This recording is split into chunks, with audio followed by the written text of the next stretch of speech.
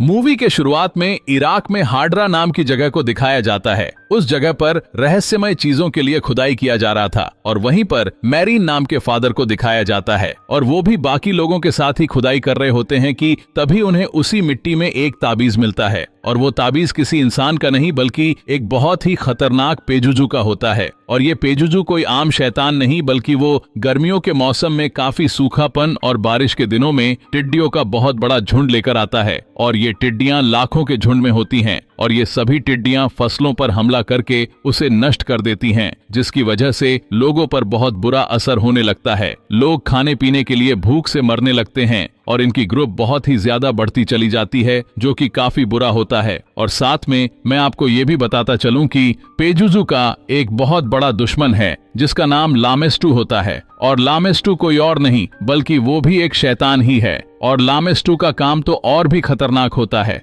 मतलब कि लामेस्टू मदर और उसकी बच्चियों पर नुकसान पहुंचाता है और उन्हीं बच्चों को उनकी मदर से छीनकर उनका खून पी लेता है और इसीलिए ये लोग पेजुजू का सहारा लेकर मदर और बच्चियों को लामेस्टू से दूर रखते हैं। हालांकि पेजुजू भी एक शैतान ही है लेकिन लोग उसे अपनी सुरक्षा के लिए यूज करते हैं, उसका सहारा लेते हैं क्योंकि वो दूसरे शैतान लामेस्टू से उनको बचा कर रखता है। जिसके बाद हमें मैरीन को दिखाया जाता है जो वो एक ऐसी जगह पर चले जाते हैं जहां उन्हें पेजुजू का स्टैचू मिलता है और वहीं पर दो डॉग अपने आप में ही लड़ झगड़ रहे होते हैं और ये एक इशारा होता है कि इस समय दो शैतान आपस में लड़ रहे हैं, दोनों शैतान यानी पेजुजू और लामेस्टू। इसके बाद एक जोज टाउन दिखाया जाता है, वहीं पर हम क्रिश मैकविल को देखते हैं जो मूवी में एक एक्ट्रेस का रोल प्ले कर रही होती हैं और अपने डायरेक्टर बर्क की एक मूवी जो स्टूडेंट्स के ऊपर बनाई गई है उसमें काम कर रही होती है क्रिश की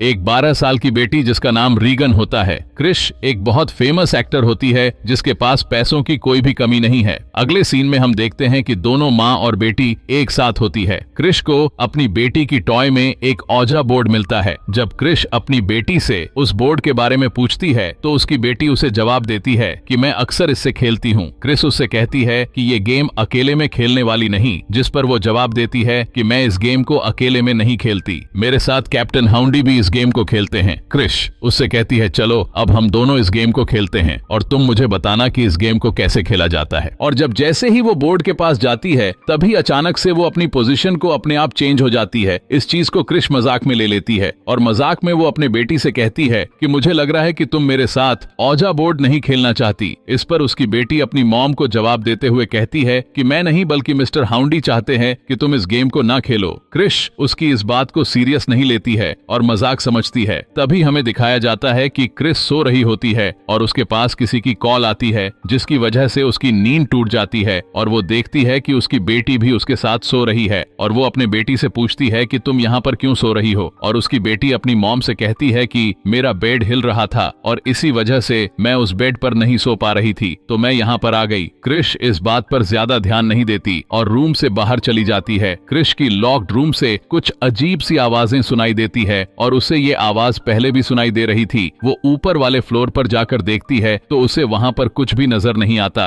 अगले दिन क्रिस रीगन को एक डॉक्टर के पास लेकर जाती है चेकअप कराने के लिए और जब डॉक्टर उसका चेकअप कर रहा होता है तब वो डॉक्टर के साथ बहुत ही मिसबिहेव करती है और उसे काफी बुरा भला कहने लगती है। डॉक्टर क्रिस को बताते हैं कि उसकी बेटी को नर्व प्रॉब्लम हो चुकी है जिसकी वजह से उसका टॉन हाइपर हो गया है और उसे ज्यादा गुस्सा आता है और ये चीज आगे चलकर डिप्रेशन में बदल भी सकती है। जिस पर क्रिस डॉक्टर को बताती है कि उसकी बेटी को कोई भी किसी किस्म का प्रॉब्लम नहीं है। जिस पर डॉक्टर उसे बताता है कि रीगन के फादर उसके साथ नहीं रहते और ना ही कभी उन्होंने उसके साथ कांटेक्ट किया है, तो शायद यही वजह हो सकती है जिसकी वजह से वो टेंशन में है। अगले सीन में फादर कैरिस को दिखाया जाता है। फादर कैरिस की मदर को उसके भाई किसी मेंटल हॉस्पिटल में एडमिट करवा देता है और इस बात को लेकर कैरिस की मदर बहुत ही ज्यादा उदास हो जाती है। उनकी मदर एक बूढ़ी औरत होती है जिनका पैर फ्रैक्चर होता है और वो किसी भी डॉक्टर को अपना ट्रीटमेंट करने करने नहीं दे रही होती और उन्हें यहाँ पर एडमिट करवाने की वजह भी यही होती है। फादर कैरिस ये चाहते थे कि वो अपनी मदर को इस हॉस्पिटल से निकालकर किसी अच्छी हॉस्पिटल से उनका ट्रीटमेंट करवाएं, लेकिन वो ये अफोर्ड नहीं कर सकते। फिर उनकी मदर की डेथ हो जाती है और वो इसे लेकर बहुत ही ज्यादा सैड हो जाते हैं। क्रिस के घर में पार्टी चल रही होती है और उसी पार्टी में उसकी बेटी वहां पर आती है और वहां पर खड़े एक आदमी से कहती है उसकी डैड इसी घर की ऊपर वाले फ्लोर में है और वहीं खड़े खड़े यूरिन कर देती है। ये सब कुछ देखकर लोग शॉक्ड हो जाते हैं। क्रिस रीगन को नहलाकर उसे बेड पर जैसे ही लेटा कर आती है, उसके जाते ही उसका बेड तेजी से हिलना शुरू हो जाती है, जिस पर रीगन काफी जोर जोर से चिल्लाना शुरू कर देती है। क्रिस भी ये सब कुछ देख रही होती है, लेकिन उसे कुछ भी समझ में नहीं आ रहा था कि आखिर ये सब क्या हो रहा है। क्रिस उसे दोबारा से डॉक्टर के पास लेकर जाती है और डॉक्टर उसके ऊपर बहुत से टेस्ट करते हैं और उसे बहुत सारे तकलीफों का सामना करना पड़ता है। लेकिन यहाँ पर डॉक्टर के सभी टेस्ट नॉर्मल होते हैं कि वो बिल्कुल ठीक है, उसे कोई बीमारी नहीं। दिन पे दिन उसके शरीर में बहुत सी प्रॉब्लम बढ़ती जा रही थी और अब तो कोई उसे बेड पर हवा में उठाकर फेंक भी रहा था। और इस वक्त रीगन बस यही चिल्ला रही होती है कि मुझे बचा लो वरना मैं मर जाऊंगी। लेकिन क्रिस कुछ भी नहीं कर पाती और देखते ही देखते रीगन पॉजेस्ड हो जाती है और डॉक्टर के कंट्रोल्स के बाहर हो जाती है। तब डॉक्टर उसे नींद का इंजेक्शन देकर उसे गहरी नींद में सुला देता है। क्रिस जब हॉस्पिटल से घर वापस आती है तब उसे पता चलता है कि उसके डायरेक्टर बर्क छत से गिरकर मर गए हैं और उस वक्त कैरिस रीगन के पास ही मौजूद होते हैं। वो इसलिए होता है ताकि वो अकेली ना रहे। जिसके बाद रीगन बिल्कुल उल्टी होकर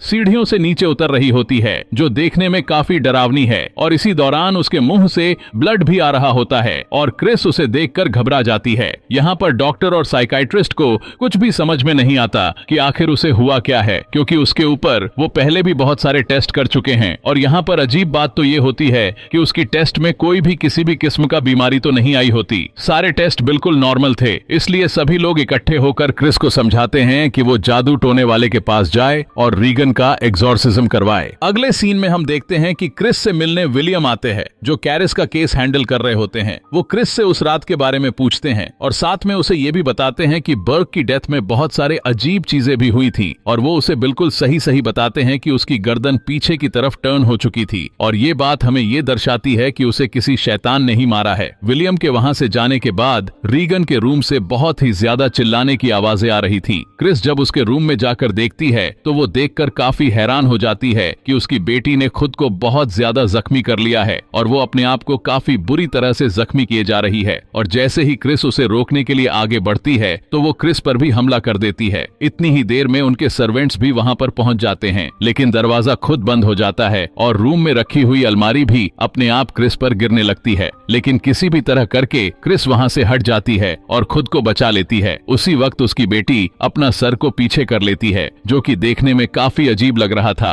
रीगन बर्क की आवाज में क्रिस को कहती है कि देखो तुम्हारी कैरेक्टर लेस बेटी ने मेरे साथ क्या किया है। ये सुनकर क्रिस तुरंत समझ जाती है कि बर्क को भी उसी शैतान ने ही मारा है, मतलब कि रीगन पर किसी शैतान का बहुत बुरा साया है। जब क्रिस को इस बात का पता चल जाता है तब वो फादर कैरिस से मिलती है और उनसे रिक्वेस्ट करती है कि वो उसके बेटी पर एग्जॉर्सिज्म करे। लेकिन फादर कैरिस पहले तो इस बात के लिए मना कर देते हैं, लेकिन क्रिस के बहुत ज्यादा जिद करने पर वो मान जाते हैं। जब फादर कैरिस रीगन के पास जाते हैं उस वक्त वो शैतान बहुत बुरी तरह रीगन के ऊपर हावी हो चुका होता है और रीगन के अंदर का शैतान कैरिस के मदर की मौत के बारे में उसे बहुत ज्यादा इरिटेट करता है। वो सोचता है कि रीगन को मेरी मदर के बारे में कुछ भी नहीं पता था और उसने बिल्कुल सही बताया है। तब उसे इस बात पर यकीन हो जाता है कि रीगन बिल्कुल ठीक कह रही है। लेकिन यहाँ पर एक बात फंस जाती है कि एग्जॉर्सिज्म करने के लिए चर्च से परमिशन लेना पड़ता है, जिसके लिए चर्च को ये प्रूफ देना होता है कि जिसके ऊपर एग्जॉर्सिज्म करने वाले हैं उसके ऊपर वाकई ही किसी शैतान का साया है।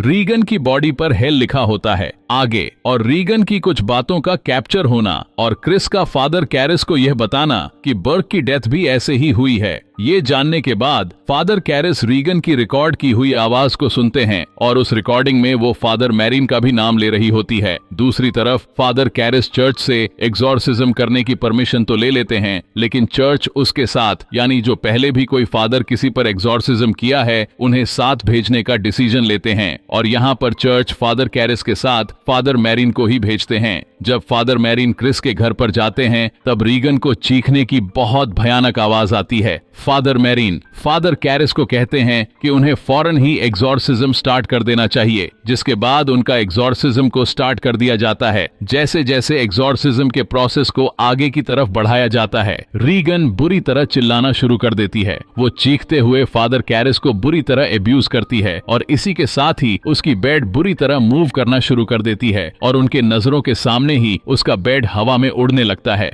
लेकिन वो एग्जॉर्सिज्म को नहीं रोकते बल्कि कंटिन्यू ही रखते हैं, जिसके बाद उसका बेड नीचे आ जाता है। जिसके बाद वो स्वयं अपनी शैतानी ताकत से चीजों की इधर उधर फेंकता है, जिसके बाद रीगन की सारी पट्टियां खुल जाती है और रीगन हवा में उड़ जाती है। दोनों फादर बहुत ही मुश्किल से अपना कंट्रोल करके उसे नॉर्मल करते हैं और इसी दौरान फादर मैरीन को शैतान पेजुजू का साया नजर आता है और यहाँ पर फादर कैरिस शैतान की बातों से काफी दुखी होते हैं, क्योंकि वो उनकी मदर की डेथ का रिस्पॉन्सिबल उसे ही समझ रहे थे। इसके बाद फादर कैरिस एग्जॉर्सिज्म को स्टार्ट करते हैं और जैसे ही वो उसके पास जाते हैं तब वो शैतान उन्हीं की मदर की आवाज में बोलता है और वो एक बार फिर से ब्लेम करने लगता है कि उनकी मदर को उन्होंने ही मारा है। जिसके बाद फादर कैरिस अपने आप पर कंट्रोल नहीं कर पाते। फादर मैरीन कहते हैं कि वो यहाँ से फिलहाल बाहर चले जाएं और फादर मैरीन अकेले ही एग्जॉर्सिज्म पूरा करने लग जाते हैं। कुछ टाइम गुजर जाने के बाद फादर कैरिस रीगन के रूम में जाते हैं। तब वो देखते हैं कि वो शैतान ने फादर मैरीन को भी मार डाला। ये देखकर फादर कैरिस को बहुत गुस्सा आता है और वो शैतान से कहते हैं कि वो रीगन को छोड़कर उनकी बॉडी में आ जाएं और वो शैतान ऐसा ही करता है। वो रीगन की बॉडी को छोड़कर फादर कैरिस की बॉडी में चला जाता है। तभी फादर कैरिस उस शैतान को रोकने के लिए अपनी जिंदगी को ही सेक्रीफाइस कर देते हैं और वो सीधा क्रिस की खिड़की से नीचे कूद जाते हैं। उनके नीचे गिरते ही बहुत सारे लोग वहाँ पर आ जाते हैं। तभी फादर कैरिस के दोस्त भी वहाँ पर आ जाते हैं और वो फादर कैरिस की इस दुनिया की छोड़ जाने में उनकी हेल्प करते हैं। रीगन अब नॉर्मल हालत में आ जाती है